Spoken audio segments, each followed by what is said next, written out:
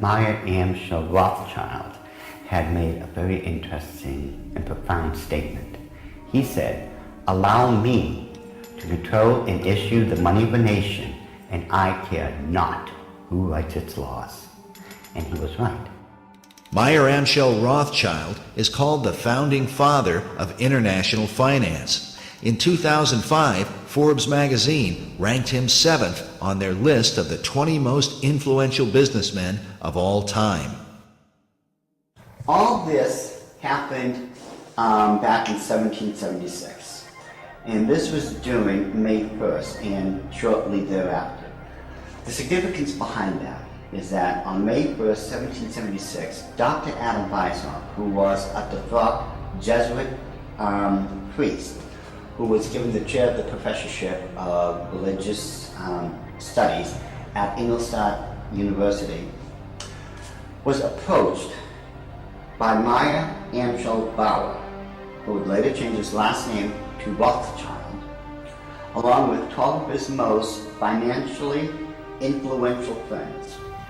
They knew Weishaupt at that particular time was not only a genius when it came to the occult world, but Weishaupt also had an axe to grind, because it was the Catholic Church that just recently defrocked him.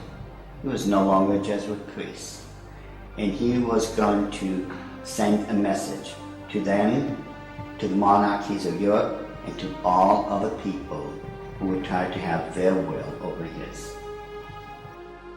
What Rothschild and Weishaupt came up with was a plan to destroy the old world system of government through monarchies and the church, and to set up a new world order in its place. This is said to be the great plan of all the secret societies. So what happened? Mayer Amschel Bauer approached Weishaupt and basically told him, "We know you've got the occult knowledge and genius to put it all together. We've got the money. You do it, we'll back it." Just to paraphrase what really happened. So in 1773, Weishaupt started creating what had never been created before. The idea of Illuminism had always been around, ever since the days of Babylon, with the co-founders of Leonid, Nimrod, and Semiramis. But no one had ever been able to actualize it. However, May 1st, 1776, the Order of the Illuminati had become a reality under the auspices of Dr. Adam Weishaupt. Now, like other nations, orders, countries and such, they have their two great seals. The Order of the Illuminati does. Those two seals can be found on the back of a $1 bill. People mistake those to be the two great seals of the United States of America. They are not. Those are the two seals of the Order of the Illuminati, and I'm going to explain it to you. In order to understand the seal itself, we have to first take a look at every single thing that composites it. We look at the first part of it on our left, which would be the truncated pyramid one.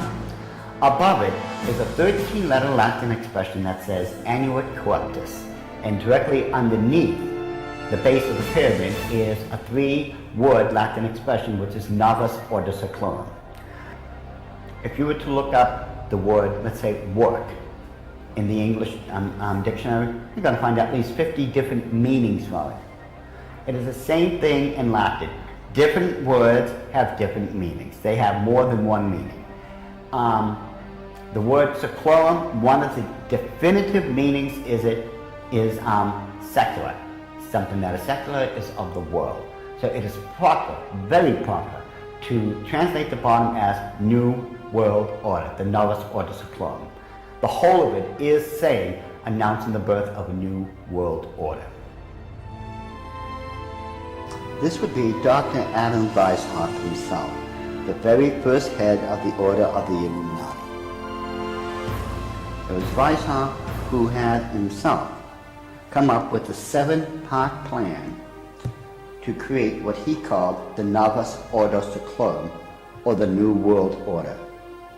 This is the person responsible for it. The interesting thing about the front of the dollar bill is that there are 4 huge ones. There is one in every single corner.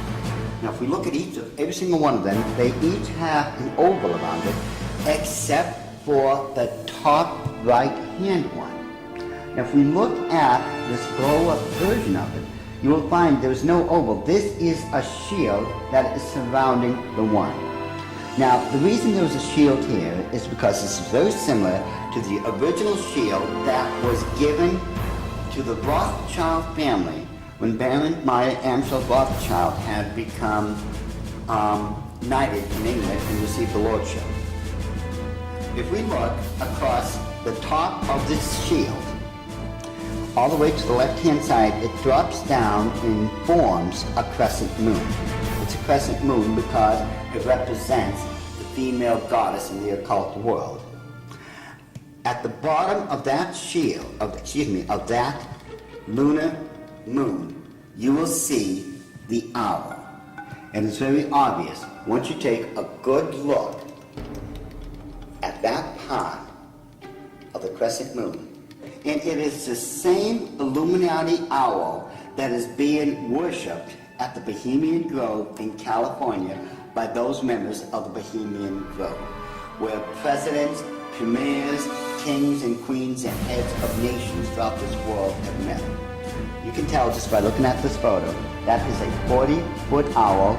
It is made out of oak, and that the worshippers are surrounding that fire pit around that altar, which is easily reflected in the lake around them. This is definitely the owl of the Illuminati. Now a question. What have Herbert Hoover, Art Linkletter, Jack London, and Richard Nixon all had in common?